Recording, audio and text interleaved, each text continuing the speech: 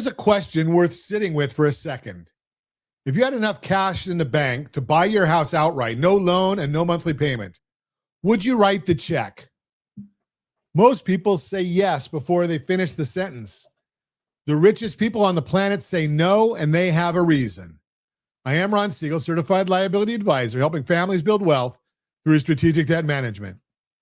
There was a story this month about the world's richest man. He could buy almost anything in cash. Yet he carried about $61 million in mortgages on 5 California properties against a net worth of $700 billion. That is not a typo. A man who could pay cash chose to borrow. Not alone.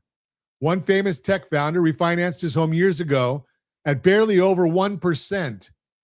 With a rate that low, why would he park millions of dollars in a house that just sits there?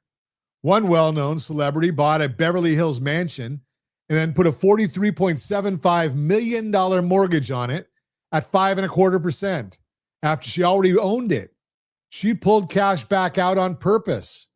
So what's going on here? Are these people bad with money? Just the opposite. They understand something most homeowners never get told. Money tied up in your house does nothing. It does not grow. It does not earn. It does not protect you in an emergency. The walls do not care how much equity is inside them.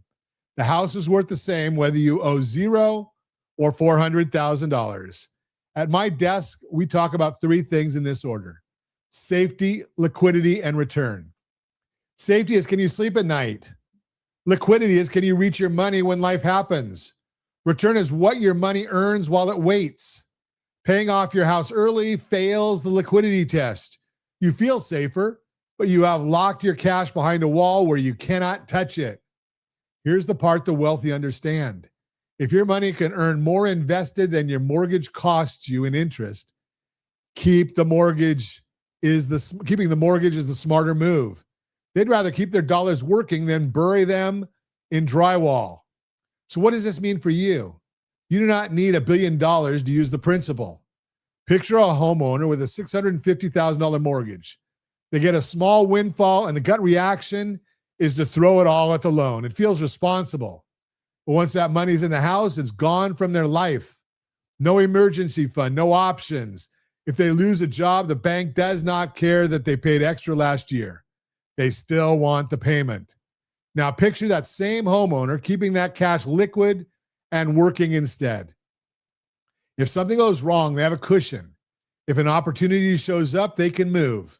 That's the difference between feeling rich and being flexible. And remember, here in California, the numbers run about double the national average. A typical California homeowner is often sitting on 2 times the equity of someone in the middle of the country. That's 2 times the money you could have locked behind a wall doing nothing when it could be protecting your family instead. This is why I almost never tell a family to rush and pay off their mortgage early. It feels good. It hurts your liquidity.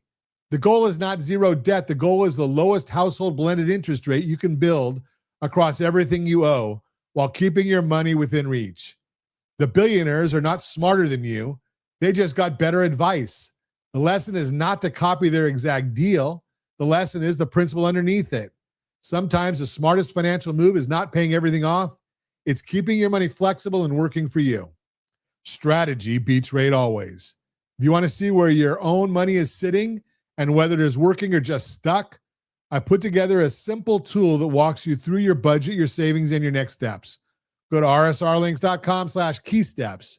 That's rsrlinks.com/keysteps. I am Ron Siegel, your certified liability advisor, helping families build wealth through strategic debt management. Thanks for listening to Mortgage 101, brought to you by rsrloans.com, rsrloans.com.